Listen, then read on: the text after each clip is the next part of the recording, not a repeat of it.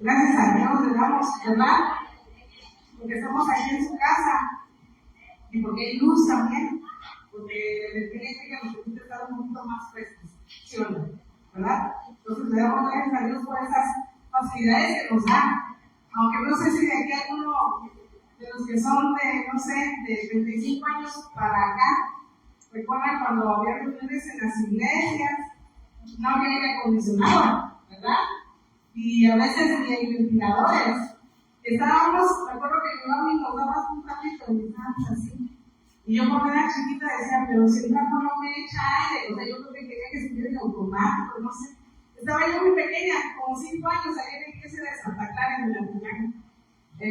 Y bueno, pues van cambiando las circunstancias y damos gracias a Dios porque pues aquí en la casa de Él hay estas comodidades para que podamos estar más atentos, ¿verdad?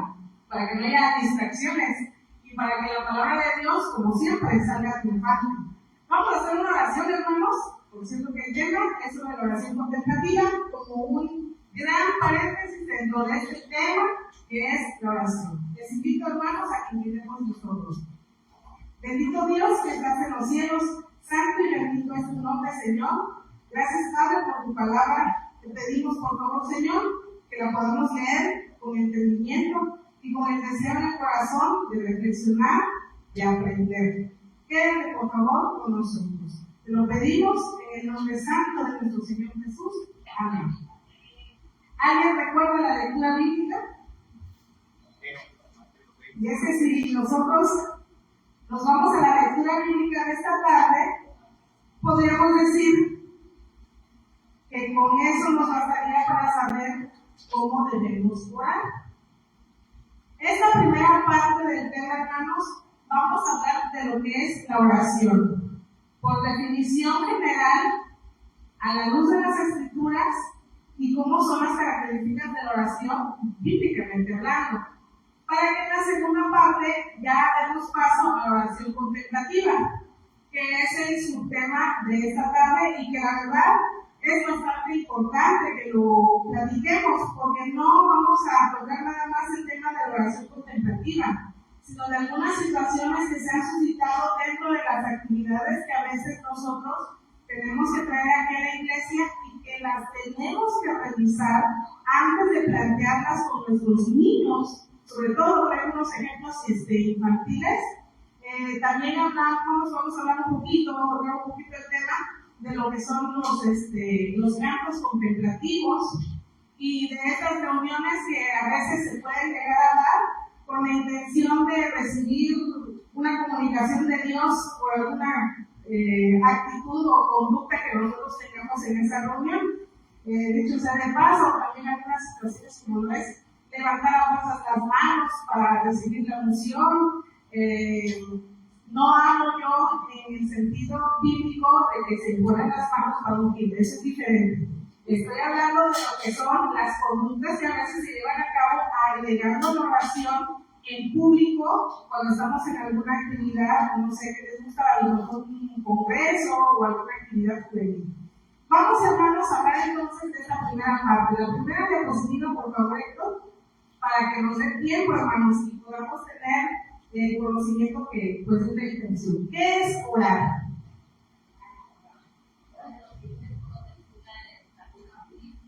Ajá. De hecho, esa es la gema que traigo aquí. Eso sería tomando en cuenta lo que dice el espíritu de profecía, ¿no? Vamos a ver la primera diapositiva, hermanos. Orar.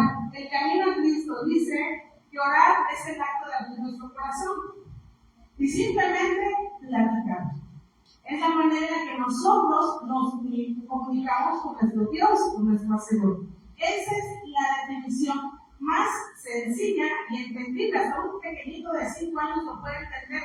Cuando un niño tiene alguna situación difícil, si mamá le dice, arrodíllate y cuéntaselo a Jesús, a nuestro Dios, el niño va a entender que es platicar con alguien, que es la manera en la que nosotros nos comunicamos a nuestro Padre Dios. La siguiente diapositiva, Héctor, por favor. Les decía que también tenemos que abrir nuestro conocimiento y obviamente creo es la Biblia, no hay vuelta de hoja. Pero me gustaría traerles, hermanos, definiciones también del diccionario, para que nosotros veamos que hay ciertas definiciones que ya están establecidas para lo que es una oración. La Real Academia Española menciona que una oración es una obra, fíjense qué interesante, de elocuencia. ¿Qué más, hermanos? Razonamiento pronunciado en público a fin de persuadir a los oyentes o mover su ánimo. A veces, por ejemplo, una servidora en este momento estoy fungiendo el papel de una oradora, ¿no? Porque les estoy trayendo cierto tema para quizás influir en su estado de ánimo o en sus conocimientos. Pero ustedes, ¿qué tienen que aplicar, hermanos? Razonamiento, ¿sí? Porque no todo lo que dice un orador es apropiado. Ahora bien, hablando de la oración como el método de comunicarnos a nuestro Padre, ¿cómo deben ser nuestras oraciones? ¿Repeticiones vanas? Vámonos, por favor, paréntesis, busquemos por favor el libro de Mateo en nuestra lectura bíblica. Pero vamos a leer unos versículos antes. Mateo 6, 5 y 6 nos menciona, al 7, nos menciona cómo es que tenemos que orar, pero más que nada, cómo es que no se debe hacer. Leamos, hermanos, y aprendamos. Mateo 6, 5 al 7. Dice, y cuando ores, no seas como los hipócritas, porque ellos aman el orar en pie en las sinagogas y en las esquinas de las calles para ser vistos de los hombres. De cierto os digo que ya tienen su recompensa. Entonces, número uno, en nuestras oraciones no tiene que haber hipocresía. Ok, versículo 6. Mas tú, cuando ores, entra en tu aposento y cerrada la puerta, ora a tu Padre que está en secreto. Y tu Padre que ve en lo secreto te recompensará en público. Aquí estamos hablando de la oración personal, ¿sí? Por eso menciono que tiene que ser dentro de nuestra recámara, ¿de acuerdo? Número 7, versículo 7 dice, y orando no uséis vanas repeticiones, como los gentiles, que piensan que por su palabrería serán oídos. Es decir, la oración debe ser elocuente, debe ser con raciocinio de lo que estamos diciendo, y aparte, ya comparando lo que es, o más que nada, haciendo contrastando, exactamente, contrastando la definición de la Real Academia Española con lo que encontramos en la Biblia, estamos viendo que las repeticiones son oraciones. No, las repeticiones vendrían siendo ¿qué cosa? Algo parecido a qué? Como a rezos, ¿no? Decimos la misma palabra, la misma frase o el mismo párrafo más de una vez, 2, 3 veces, y empieza a ser una palabrería que no tiene ni sentido. Y nosotros al hacer eso estamos tanto fuera de lo que es el aspecto bíblico de la oración y de lo que es orar, y también de la definición general de una oración. De acuerdo al diccionario bíblico, vemos que es un diálogo franco y sincero con Dios. Si nos damos cuenta, esta premisa se relaciona a lo que leímos en la gema del Camino a Cristo, que menciona la forma inspirada que la oración es el acto de abrir nuestro corazón a Dios y hablar con Él como hablar con un amigo. Y fíjense qué bonito el diccionario bíblico dice que es un diálogo franco, es decir, podemos nosotros decirle todo, porque Jehová sabe lo que sentimos antes que le digamos, pero Él lo que quiere de nosotros es que nos comuniquemos con Él y lo hagamos de esa manera, de manera sincera. Un momento íntimo y personal entre un creyente y su Dios. Como es un diccionario bíblico que se puede usar o aplicar a diversas religiones, por eso mencionan a Dios con D minúscula.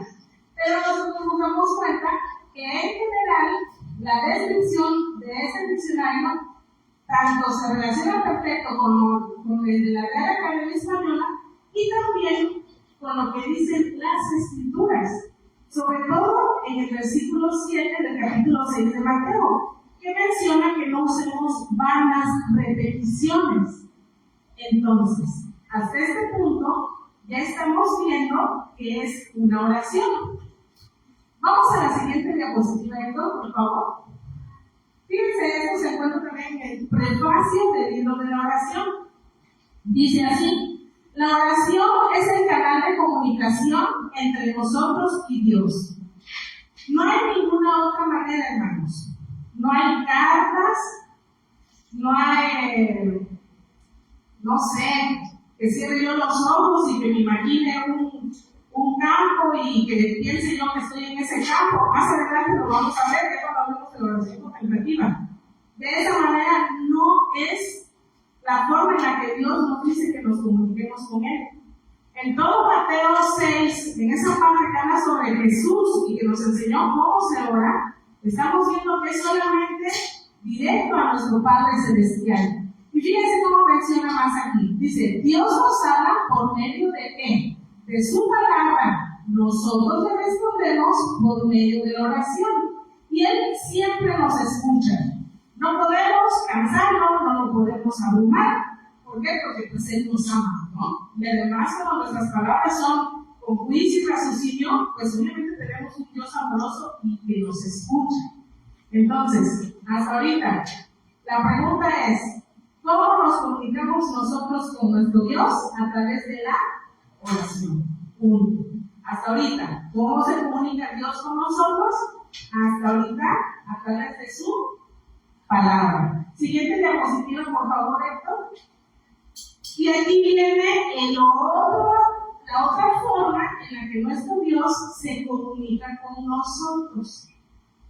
Dice así: la naturaleza habla sin cesar a nuestros sentidos. El corazón que esté preparado quedará impresionado por el amor y la gloria de Dios, según revelan las obras de sus manos. ¿Cuántos de aquí hemos estado en algún lugar que nos maravilla mucho por la creación? Yo creo que más de uno, ¿verdad? Yo he estado en lugares muy bonitos, muy alejados de esta zona, que hasta cuando he platicado digo, es increíble cómo es que hay seres humanos allá en la sierra que van a recargar todavía con juguetitas agarradas con palitos, así como una vara, ¿no? Pero son lugares tan hermosos y nuestro Dios nos habla a través de eso. Hay lugares más impresionantes quizás. No sé si alguien de aquí lo ve, un volcán, cascadas. Y es maravilloso cómo es que nuestro Dios a través de la naturaleza nos habla. Tan fácil y sencillo como subir a la azotea y ver un amanecer. Sin que tome en cuenta los cables de luz y los postes. Si usted se dedica solamente a ver el amanecer, podemos ver que nuestro Dios, a través de su naturaleza, se comunica con nosotros. Sigue diciendo, el oído atento puede escuchar y entender las comunicaciones de Dios por las cosas de la naturaleza. Dios nos habla también en su palabra. En ella tenemos, en líneas más claras, la revelación de su carácter. Vamos a buscar, por favor, hermanos, en el libro de Juan, en el capítulo 5, y vamos a leer el versículo 39. Juan 5, 39. Para concluir esta parte, de la manera en la que nuestro Dios se comunica con nosotros. Dice, Juan 5:39, escudriñad las Escrituras, porque a vosotros os parece que en ellas tendréis la vida eterna, y ellas son las que dan testimonio de mí. ¿Quién dijo esas palabras? Nuestro Señor Jesucristo. Ahora, vamos a volver a leerlo con muchísimo más atención. Dice la primera parte, escudriñar las Escrituras. Es decir, no es solo leer por leer, es analizar lo que estamos leyendo. Cuando nosotros analizamos, investigamos y aprendemos algo de las Escrituras, a eso se le denomina meditación. Y ustedes dirán, oiga, pero yo sabía que meditar es cerrar mis ojos y meditar, ¿no? Hasta el canto lo dice, medita en Jesús. Lo han escuchado, ¿no? Pero ese canto tiene fundamento bíblico, hermanos, no se extrañen. El asunto es que nuestro concepto de meditación está a veces equivocado. Y creemos que meditar en Jesús o meditar en su palabra es tomar la Biblia, cerrar los ojos y empezar a pensar en el versículo y ver qué menciona el versículo. Ok, sí es cierto, es parte de leer y escudriñar, quizás entender el versículo que estoy leyendo, pero no es ensimismarme o abandonar lo que es todo mi exterior para concentrarme en una línea en particular y empezar a querer estar dentro del texto. Más adelante lo vamos a ver con más claridad. A lo mejor soy un poquito confuso ahorita, pero más adelante vamos a ver de qué se trata eso que les estoy tratando de decir ahora. Lo que quiero que quede claro es que el concepto de meditación en el aspecto bíblico no es cerrar ojos y orar. Meditar está aquí bien claro. Meditar es escudriñar las Escrituras. Vamos a ver la siguiente parte, por favor. Traigo este pequeño dibujo para que nuestros niños, hablando de los chicos de 8 o 10 años, aquí tengo niños, y me encantaría que ustedes, chicos, no se olviden de esta imagen, porque esto es bien importante. No se les va a poder olvidar lo que hasta ahorita hemos explicado. De Dios hacia nosotros nos comunicamos entonces a través de la Biblia y a través de la... A ver, chicos, díganme. Dios se comunica con nosotros con dos cosas. A ver, ¿quién niño o niña me quiere decir?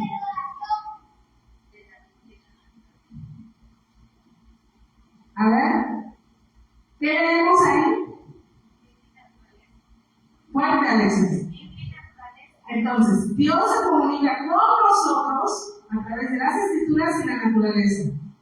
Ahora, nosotros nos comunicamos con Dios, ¿de qué manera?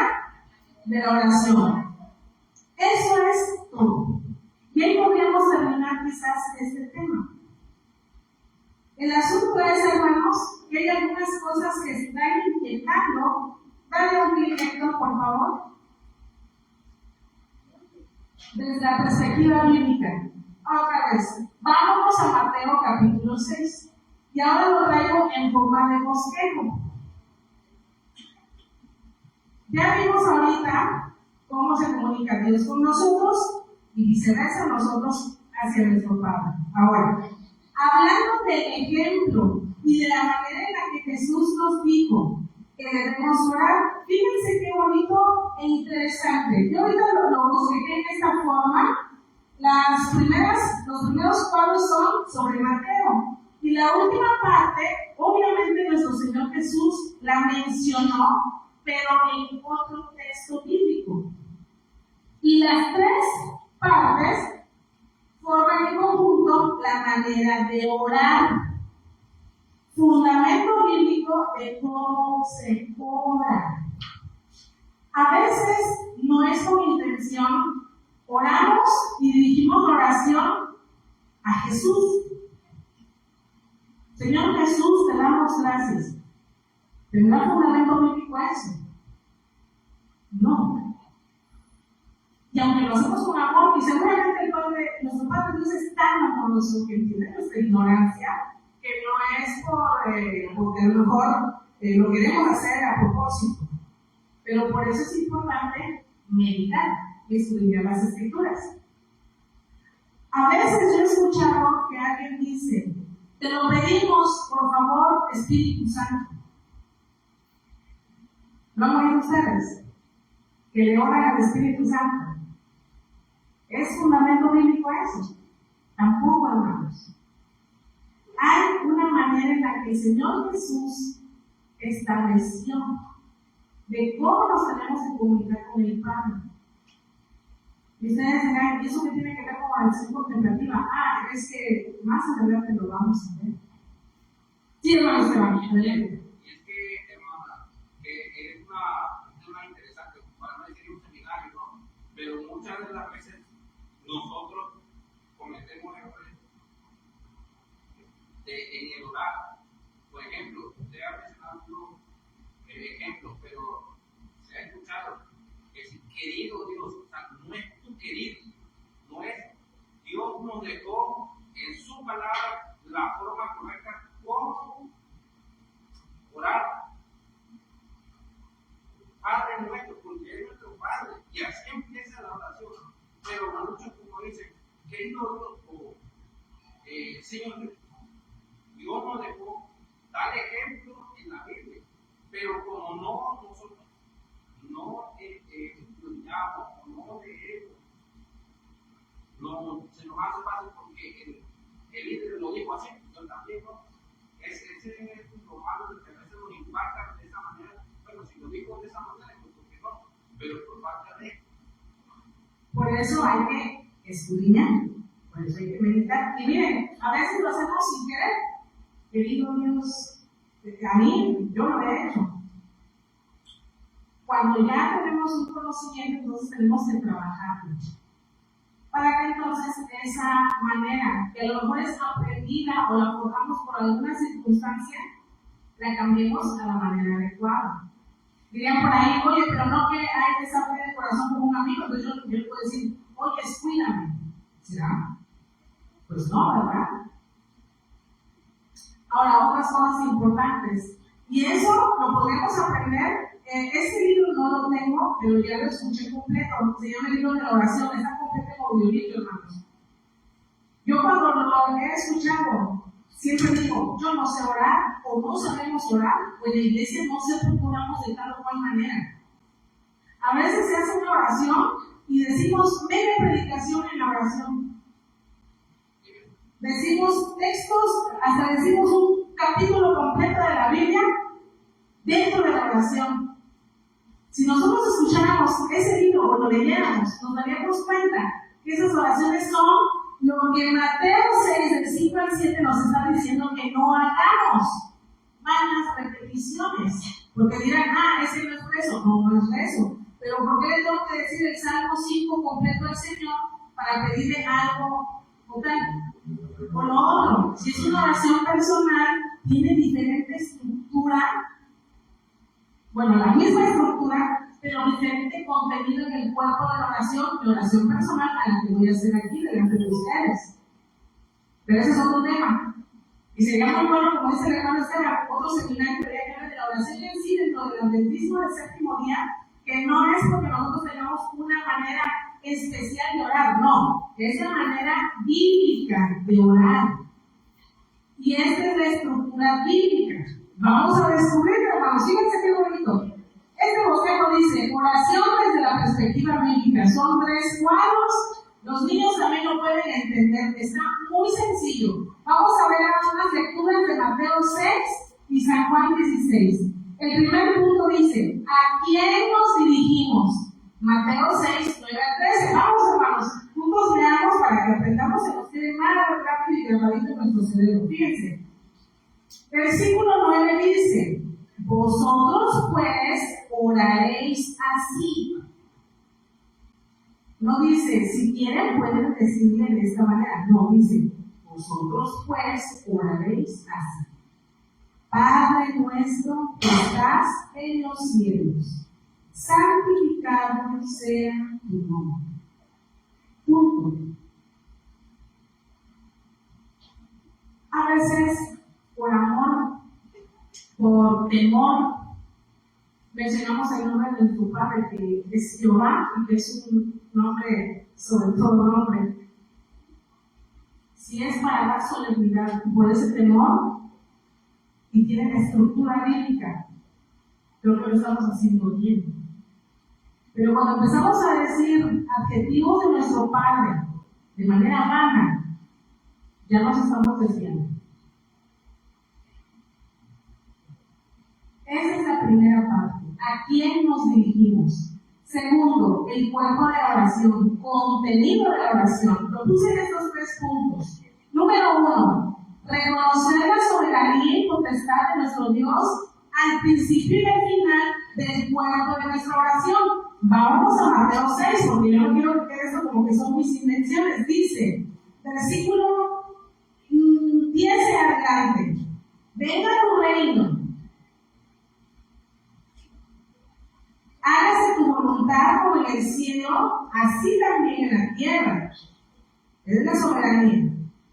Punto número 2 en el consejo dice, exponer nuestras necesidades. Sigamos leyendo. Versículo 11. El pan nuestro de cada día, dánoslo hoy. Y perdónanos nuestras deudas, como también nosotros perdonamos a nuestros deudores. Punto 3. Pedir por el perdón y la protección del mal. Leemos entonces igual versículo 12 y versículo 13, que dice, y no nos metas en tentación, mas líbranos del mal, porque tuyo es el reino y el poder y la gloria por todos los siglos. Amén.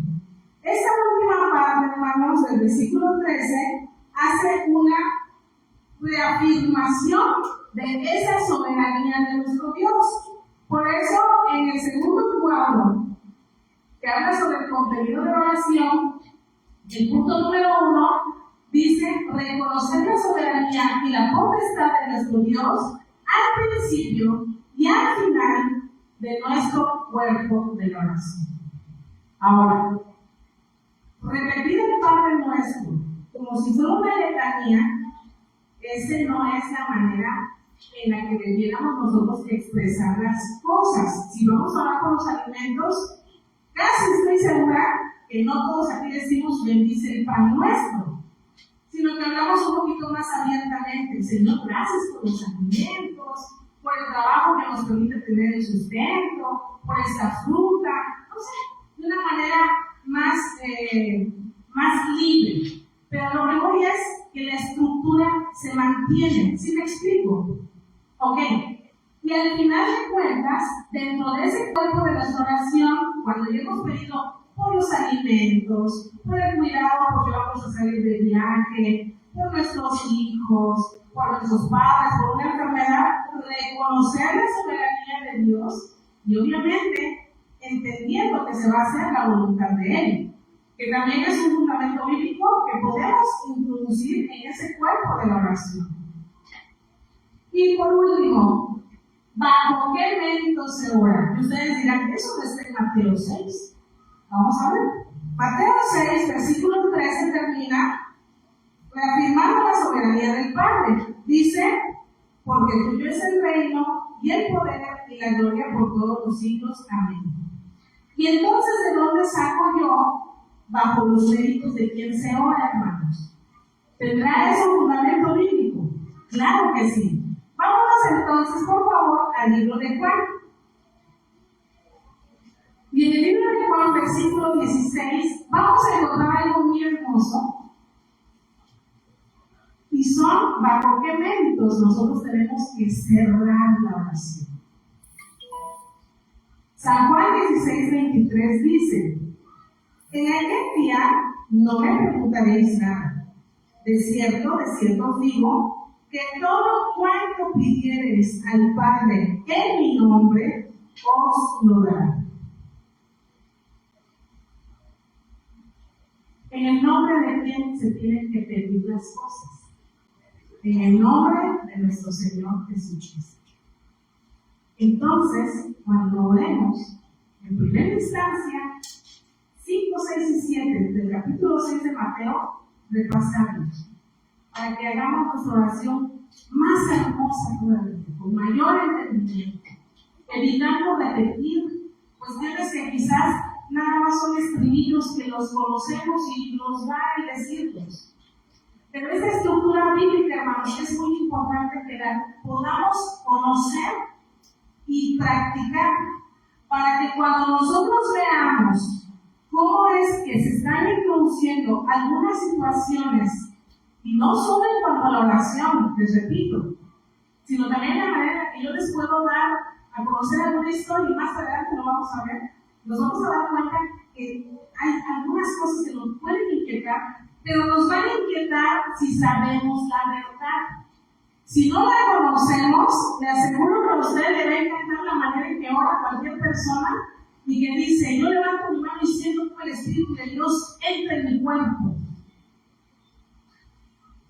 ¿Y qué es lo que sucede en algunas religiones? Se cree eso, que a la hora que se está orando, se introduce, se mueve el Espíritu, agita nuestros corazones. Eso no es bíblico, hermanos. Las maneras en las que nuestro Dios nos habla ya las hemos mencionado, y es a través de su palabra, y vamos a entender solamente su palabra si la meditamos, la escudriñamos, y a través de la naturaleza. Vamos a dar la siguiente diapositiva, Héctor, por favor. Hasta ahorita, ¿hay algún comentario de ustedes, hermanos, que quieran decir en este momento? ¿Sí se está comprendiendo entonces, por definición, qué es la oración? ¿Cuáles son los elementos de una oración en cuanto a su estructura?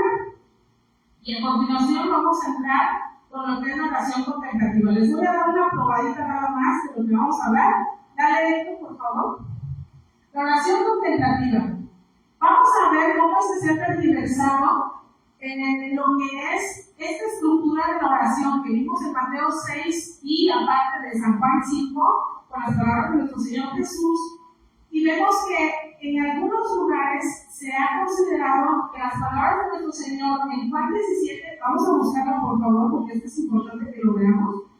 San Juan capítulo 17 versículos 22 y 23. Es lo que les traigo, hermanos. En cada diapositiva puse las fuentes, porque si en algún momento hay alguna persona que tenga interés, a lo mejor no profesa nuestra fe, podemos decirle que está en esa fuente. Esta, por ejemplo, es una página que se llama contemplativos.com, espiritualidad, introducción a la oración contemplativa, que es una página de la Hermandad Católica. Y ahí, hermanos, es una información, es muchísima información, hermanos. Pero en particular me llama la atención que se mencionan algunas partes donde nuestro Señor Jesús menciona que Él, cuando ora por sus discípulos, vamos, no les quiero hablar más. Juan 17, vamos a ver. ¿De qué se trata San Juan 17? Dice, Jesús ora por sus discípulos, y en particular, versículos 22 y 23.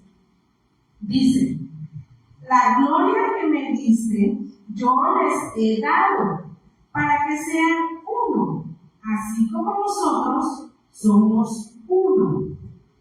Yo en ellos y tú en mí, para que sean perfectos en unidad, para que el mundo conozca que tú me enviaste y que los has amado a ellos, como también a mí me has amado.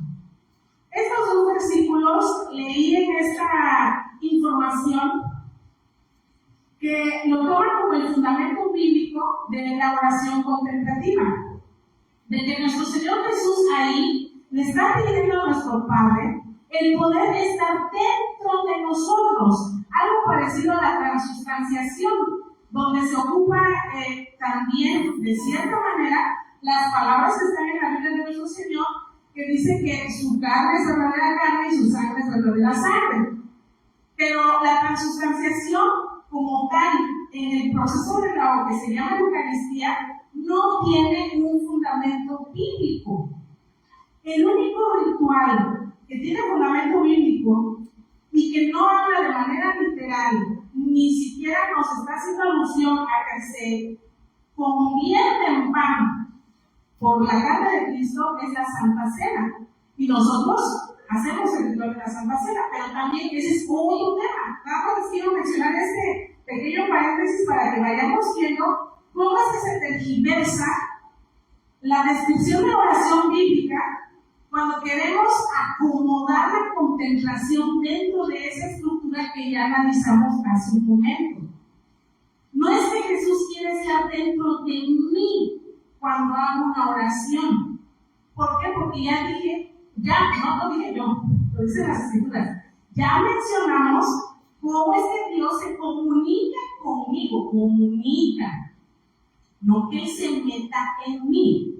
Recordemos que cuando nosotros somos templo del Espíritu Santo, entonces es bíblico, porque el Espíritu Santo obra en nosotros, siempre y cuando tengamos apertura a. Sigamos leyendo. Dice, se basa en nuestra receptividad a la acción inmediata y directa de Dios en nosotros. Esa es la definición de la oración contemplativa. Es decir, en el momento que usted lo quiere, el Señor va a actuar en ese momento, le va a contestar, o usted lo va a sentir, o usted va a percibir su poder. No significa, no quiero que nos vayamos tristes y digamos, no, es que si no, por ejemplo, ya dijo la hermana que pues por eso no voy a recibir poder. No, claro que sí, la oración nos da poder, claro que sí. Pero no estamos hablando de que yo voy a orar y se va a introducir en mí el poder del Señor y va a actuar de cierta manera contemplativa, donde yo voy a tener ciertas experiencias que ya tienen que ver con nueva era y con algunas circunstancias que tienen fundamento en otras religiones, que no tienen nada que ver con cuestiones bíblicas. Fíjense, dice aquí, la contemplación mística es una práctica cristiana que consiste en estar presente en cuerpo, mente y corazón para responder creativamente y trabajar hacia lo que podría ser. Muchas palabras, ¿no, hermanos? Por eso se las parafraseo para tratar de serlas un poquito más comprensibles. Es una forma de ser desde el corazón que permite recibir y responder al amor de Dios en cada momento. Hagan de cuenta, en algunos de los ejemplos que vamos a ver, una manera de hacer una oración contemplativa, más una lectura contemplativa. Hagamos de cuenta que vamos a leer, no sé, la Santa Cena, la parte de la Santa Cena. Nos vamos a la Santa Cena y entonces yo voy a introducirme a esa historia. Yo voy a decidir quién soy. ¿Será que quiero ser Judas? ¿O quiero ser Juan? ¿O quiero ser Pedro? ¿O quiero ser nada más un expectante? Y entonces empiezo a meditar, pero a meditar no en la descripción que ya mencionamos de escudriñar las Escrituras, sino en esta meditación que tiene que ver con meditación trascendental. Estar yo formando parte de esa lectura, de esa historia, como si yo fuera también protagonista. ¿Sí me explico? Y entonces yo empiezo a leer el relato de la Santa Cena y me hago parte de esa historia. Y entonces me pregunto, esta parte de la vida de Jesús, ¿qué enseñanza me trae? ¿Qué estoy escuchando? ¿Qué estoy oliendo? ¿Huelo el pan? ¿Huelo tal cosa? ¿Qué había pensado tal? Entonces empieza la mente a tener otro tipo de procesos. Esta es una de las maneras en las que se hace oración contemplativa, porque les repito, es muchísimo el material, muchísimo. ¿Cuáles son los peligros? ¿O a qué nos estamos enfrentando con la oración contemplativa? Cuando hablamos de misticismo, de algo místico, no es otra cosa más que vivir una vida espiritual plena. Tampoco es una palabra maligna, que digamos, ay, dijo místico la hermana y yo creo que está, no sé, pone sus velitas al Buda ahí en su casa. No, misticismo o lo místico, por definición, es solamente tener una vida espiritual plena o una vida religiosa muy pura y perfecta en cuanto a la divinidad que se adora. Entonces, eso es misticismo, eso es ser místico. Pero ya cuando hablamos de un lenguaje contemplativo, ya se está viendo otro trasfondo que tiene que ver con la nueva era. Y la nueva era no es de ahorita, viene hace muchísimos años, antes de Cristo. Hay muchos fundamentos de lo que es la nueva era, hermanos. Yo creo que hasta ahorita va la primera parte, a ver, hablar de la siguiente, porque la que sigue está. Ok, nada más para terminar este paréntesis, lo de misticismo. Creí que no había traído la diapositiva. Ahí está la definición, dice, estado de la persona que se dedica mucho a Dios. Hermanos, ¿nos dedicamos nosotros a Dios, sí o no? Una persona que se dedica a todo, a tiempo completo, podríamos hablar, por ejemplo, de nuestros hermanos laicos, quizás, o de nuestros pastores. Entonces, por definición, un pastor podría ser alguien que se dedica y que obra el misticismo, ¿no? Por definición. También, número 2, son 3 definiciones. Estado extraordinario de perfección religiosa que consiste especialmente en cierta unión inefable del alma con Dios por el amor y va acompañado accidentalmente de éxtasis y revelaciones. ¿Esto nosotros lo podemos ver en la Biblia? Claro que sí. Personas que se abocaron, por ejemplo, los profetas y tuvieron visiones. ¿Por qué? Porque tenían una vida entregada a nuestro Dios, ¿no? Entonces, pues sí cumple con esa definición. Número 3, doctrina. Aquí ya estamos entrando en el terreno del misticismo al que nos estamos refiriendo con la oración contemplativa. Doctrina religiosa y filosófica que enseña la comunicación inmediata y directa entre las personas y la divinidad. De eso se trata la oración contemplativa, de tener como una relación muy íntima ya con nuestro Padre Dios al momento en que estamos orando. No es que la oración no sea para que nos relacionemos con Dios, no significa que no lo sea, sino cuál es la motivación, cuál es la manera en la que yo estoy pretendiendo hablar con Dios y considerar que Dios me va a contestar de cierta manera por hacer ese tipo de oraciones. Héctor, va a la siguiente diapositiva, por favor. La siguiente. Esta está en una página que se llama, fíjense qué interesante, de la oración contemplativa hay algunos personajes muy conocidos dentro de lo que es el catolicismo. Entre ellos está Ignacio de Loyola, que por cierto también fue el fundador de la orden jesuita, y aquí en particular traigo de Santa Teresa de Ávila, o Teresa de Ávila, que la consideran una santa dentro de esta iglesia. Esta página está muy interesante, se llama Santa Teresa de Ávila y la ciencia del yoga. Y es que resulta que el yoga es un fundamento para la oración contemplativa. Y ustedes dirán, ¿y quién nació primero, Santa Teresa o Buda? Pues Buda es súper antiguísimo, Santa Teresa es de 1500 y algo, y Buda del año 437, creo que nació Siddhartha Gautama, ya no me acuerdo. Pero total, que la oración contemplativa tiene fundamentos en el yoga. Y fíjense cómo mencionan esta página. En el Catecismo de la Iglesia Católica se describe como la expresión más sencilla del misterio de la oración. Bueno, pues son tantas palabras que a mí al menos me confundió un poco cuando encontré este texto. Místicos cristianos como San Juan de la Cruz, Santo Tomás de Aquino y Teresa de Ávila experimentaron esta conciencia trascendental. ¿A qué nos suena trascendental? Pues a nueva era. Siguiente, por favor. Y vamos a la actividad de círculo. ¿Sí? Ok. Un tema importante, ejercicios espirituales de San Ignacio de Loyola. Contemplación para alcanzar amor. Siguiente. Teresa de Ávila. Esta mujer se asume que ella tuvo cierto tipo de experiencias por el tipo de... Tenemos niños aquí dentro de nosotros, no voy a profundizar mucho al respecto, pero hubo unas experiencias en esta persona donde tuvo muchísima intimidad divina. Creo que soy bastante explícita para los adultos que estamos aquí.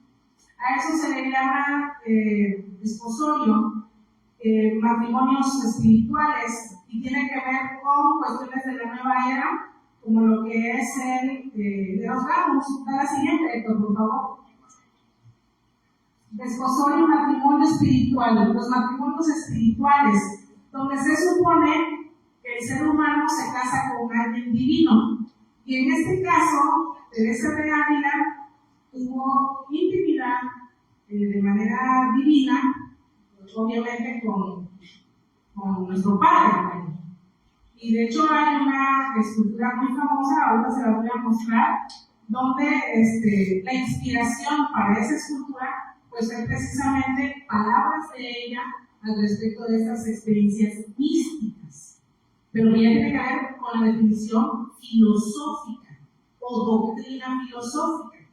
¿Sí? Por eso les traje las 3 definiciones de misticismo, para que podamos discriminar que nosotros podemos ser místicos. ¿Por qué? Porque nos abocamos completamente a la obra de Dios, pero doctrinalmente hablando, en cuanto a la definición como doctrina filosófica, no.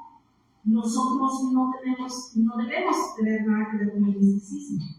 ¿Sí? Vamos con el siguiente párrafo.